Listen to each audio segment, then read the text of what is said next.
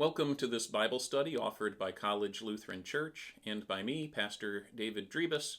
It's good for us to take time with God's Word. To do that, we've been working on the top 100 essential Bible passages. This is a list put together by the Reverend Dr. Dave Delaney, and today we come to passage number 4, Noah and the Flood, Genesis chapters 6 through 9. Now, you may be familiar with the story of Noah and the flood and the ark, but I still hope you'll take time to read chapters 6 through 9 of Genesis, because every time we come back to the Bible, we find new questions, new things that are interesting, new things that puzzle us, new things that challenge us, new things that comfort us. So I hope you'll take time with these chapters before continuing with this video. Now, in terms of what has puzzled me in reading these chapters, I'll just tell you right off the bat that chapter 6 begins with this puzzling depiction of these sons of God producing half-human Nephilim.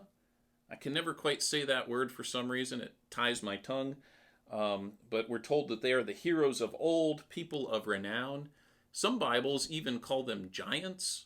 That's how they translate the words here. I don't really know what that's about. I've often wondered if this is some reference to characters like Gilgamesh and other epics that were floating around in the culture at the time. Perhaps this is a way of saying where such heroic figures could fit in to God's creation. I don't know that, but that's one possibility. Mostly it's something that puzzles me, and I don't feel teaches me a whole lot about our faith, but it does remind me that the scriptures come from a different culture, a different time, and that even these passages of Genesis come from a time that's really prehistoric. And that's just an important thing to keep in mind as we read. Along those lines, another puzzling thing that's just worth knowing, I think, is that it's only after Noah and his family depart from the ark that they are given permission to eat meat. And so what that tells us is that before all of these events, going all the way back to the time in the garden, humankind was supposed to only be eating fruits and vegetables. I find that interesting. Again, I'm not sure what it teaches, except it reminds me to be grateful that God gave this permission, because I really like eating steak, and I'm glad that I have that permission. Now, in terms of what's challenging in this text, there is a lot that is challenging. The very depiction of the wrath of God here, literally being poured out in these heavy rains, is very troubling to me, and I would imagine is troubling to you. It leads me to ask of myself, can God really do such a thing? And the answer I keep coming back to is that, yes, God can do such a thing. God is God, and we are part of God's creation. God can do with his creation as he wills. And we see here the wrath of God being put to God's use through this flood. Now, the wrath of God itself is a troubling concept, and one I have not spent enough time on. Recently, I've found helpful some words from the Reverend Dr. Paul Hinlicky, who was a teacher of mine a long time ago, and he recently wrote about God's wrath, that God's love is against what is not love. God's love is against what is not love, and that's what God's wrath is. It's his love against what is not love. And as troubling as this story of the flood is, I think we see an example of what Dr. Hinlicky's talking about. If you look, again, back in early chapter 6, God looks upon his creation and sees this corruption, that the world was corrupt and full of violence. People are harming each other, and that is what upsets God so. And what we have here isn't so much the depiction of a God who is prone to violence and a God who's been offended because people aren't paying him proper homage or anything like that. No, what offends God is that people are not loving each other, and this grieves God, and that's a different framing for the wrath of God than many of us are inclined to think. Now, it's still a troubling topic. I don't want to explain away the wrath of God, but I found Dr. Hinlicky's comment especially helpful in reading this passage. So, can God do such a thing?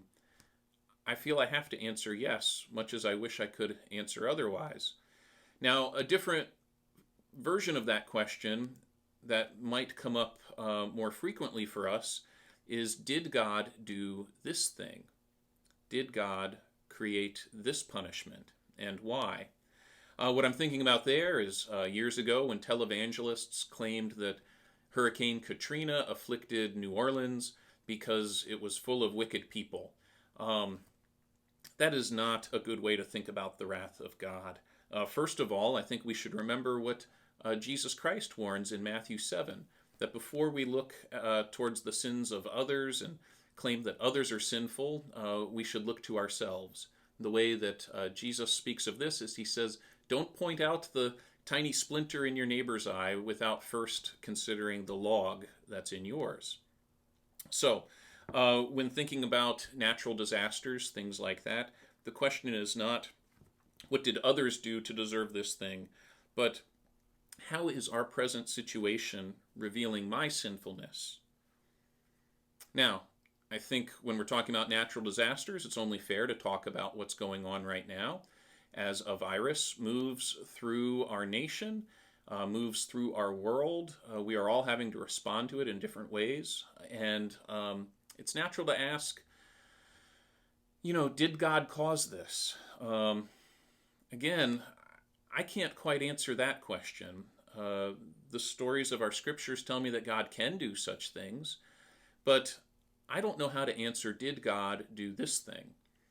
What I can do, however, is ask myself, what is this revealing about my sinfulness? What is our present circumstance what could our present circumstance teach me? Even if it's not caused by God, is it revealing things about myself that I need to face up to? That's a very personal question, so I invite you to talk to me about that sometime. I'll reveal two things that I feel comfortable saying. One is that I've been forced to confront the life of convenience that I have. I'm used to doing what I want, going where I want, getting what I want. If I can't find it at Walmart, I buy it on Amazon. Life is very convenient. And an element of that is I often take others for granted. I take for granted the opportunity just to be in the presence of others. Now, I'm an introvert, so that comes naturally to me. But I'm missing being around people right now, and you probably are too. I have taken that for granted at times. So those are some things that our present circumstance are revealing about me. Those are sinful things about me. I'm going to stop there when it comes to revealing my sinfulness over the internet. But I invite you to think along those lines as well. What are these times teaching you about yourself? What do we need to work on? What do we need to turn back to God regarding? Well, we can turn back to God, and that's one of the comforting things about this text. For all the trouble of the flood and God's wrath, we do see a change in God over the course of these 3 chapters. This is something Walter Brueggemann points out in his commentary. I've mentioned him before. He says that over the course of this story, we see God grow in commitment to his creation. And I find that interesting. The story begins with God wanting to start all over, and ends with God making a promise to Noah and his family. And God makes a promise to their descendants as well, and promises to set his bow in the sky so that whenever it rains, people will know that they are safe, that God is not flooding the entire world again. Now, that is a comforting message for us to receive from this text, that God is committed to us, that this is the first of God's covenants with his creation, and God will sort of commit himself again and again to creation over the course of the scriptures, through Abraham, through Moses, through additional covenants, most of all through his son Jesus Christ. God is committed to this world.